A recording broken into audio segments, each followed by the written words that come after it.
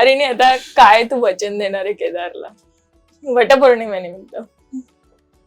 अच्छा, तारिणी केदारला काय वचन देईल? Very interesting. तारिणी केदारला वचन देईल की ज्याची काय म्हणतात, जी भावना तारिणीने इतके वर्ष कधी एक्सपिरियन्सच केली नव्हती, तिच्यासाठी कायम तिची आईच प्रायोरिटीवर होती, किंवा आईला न्याय मिळवून देणं तिच्यासाठी कायम प्रायोरिटीवर होतं. पण कधी कधी असं होतं ना की आपल्यालाच असं वाटत असतं की आपल्यावर कोणी प्रेमच करू शकत नाही, आपण ते डिझर्विंगच नाही आहोत. सो तसं कुठेतरी तारिणीचं झालं होतं, आणि केदार तिच्या आयुष्यात आल्यामुळे किंवा केदारच्या प्रेमामुळे तिला ती जाणीव झाली की तिच्यावर पण कोणीतरी प्रेम करू शकतं. सो ते जपायचं वचन मी म्हणजे तारिणी केदारला देईल की ते प्रेम मी कायम जपेन असं. आणि त्याचंही वेगळं नाही आहे ना काही, म्हणजे त्याच्याही आयुष्यात त्याचे आई वडील नाही आहेत किंवा त्याचं कुटुंब त्याला खूप उशिरा मिळालं. सो जितका जास्त आनंद आणि जितका जास्त काय म्हणतात शांतता एका नवऱ्याला एक्सपेक्टेड असते ती तारिणी द्यायचा प्रयत्न तर नक्कीच करेल. देईल का नाही देईल मला नाही माहिती, प्रयत्न नक्की करेल. पण शिवानी, आता खऱ्या आयुष्यात ही पहिलीच वटपौर्णिमा ही आहे, दुसरी वटपौर्णिमा आहे, तर आता अंबरलाही वचन द्यायचं असेल तर काय असणार आहे वचन? अंबरला मी वचन देईन की अंबर, मी तारिणी मालिकेत मी ह्यापुढे जेवढे केवढे ऍक्शन सिक्वेन्सेस करीन मी धडपडणार नाही. मी प्रयत्न करीन की मी धडपडणार नाही. तो वैतागतो तो त्या दिवशी लिटरली ज्यावेळेस ते प्रपोजलचा चंक आम्ही नाईट शिफ्टला शूट करत होतो, मी त्याच्याशी फोनवर बोलत होते, तर तो मला म्हटलं जर आज धडपडली आणि धडपडून घरी आलीस तर याद राख म्हणून. तर तो वैतागतो, कारण मी त्याचंच डोकं खाते घरी जाऊन की मला हे झालं, मला हे लागलं, मला असं झालं, मला तसं झालं. तर त्याचं असं असतं की जर आता हा आपल्या कामाचा भाग आहे आणि आपल्याला हे करावंच लागणार आहे, तर जे काही करशील ते जरा काळजीने कर, असं त्याचं असतं. सो मी प्रयत्न करेन. पण इतके नटल्यावर तुला केदारकडनं काही कॉम्प्लिमेंट येतात? नाही, आम्ही दोघं एकमेकांना कधीच कॉम्प्लिमेंट करत नाही.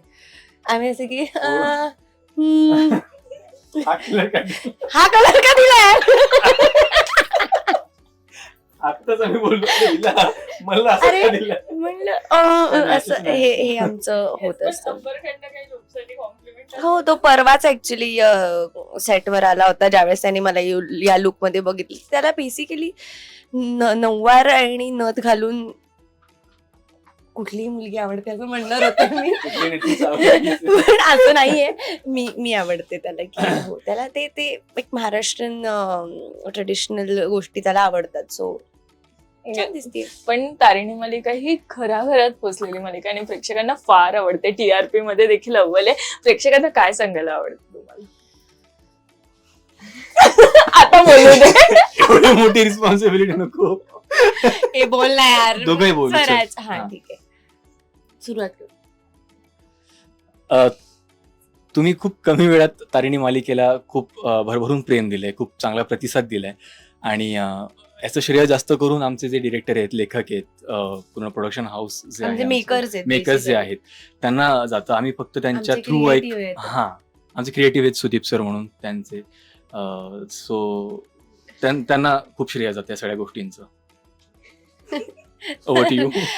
आणि ऍक्च्युली खूप कमी वेळात खूप काय म्हणतात, प्रेक्षकांना मालिका आवडतीये, आणि सगळ्यांनाच म्हणजे पूर्ण टीमला सगळ्या माध्यमातून लोक आमच्यापर्यंत हे पोहोचवण्याचा प्रयत्न करतात की छान चालू आहे, हे आवडतंय, ते आवडतंय. युवराजचं सुद्धा कॅरेक्टर आवडतं, म्हणजे विलन सुद्धा आवडतायत, इतकं ते आहे.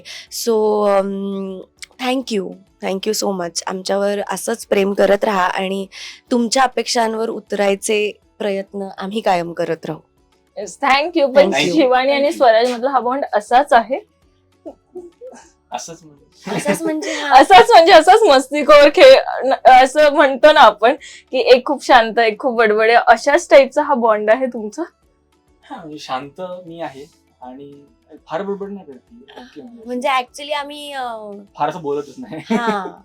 आम्ही ऑफस्क्रीन खूप ऍक्च्युली मला आता ही गोष्ट रिअलाइज झाली आहे तू बोलल्यावर, की आमचा बॉन्ड खूप ऑड आहे, खूप ऑड आहे, की आम्ही दोघं असे म्हणजे इतका स्ट्रॉंग बॉन्ड आहे की जर समोरच्या व्यक्तीला काही प्रॉब्लेम असेल तर त्याच्याकडे बघून ते कळू शकतं की काहीतरी गंडलंय.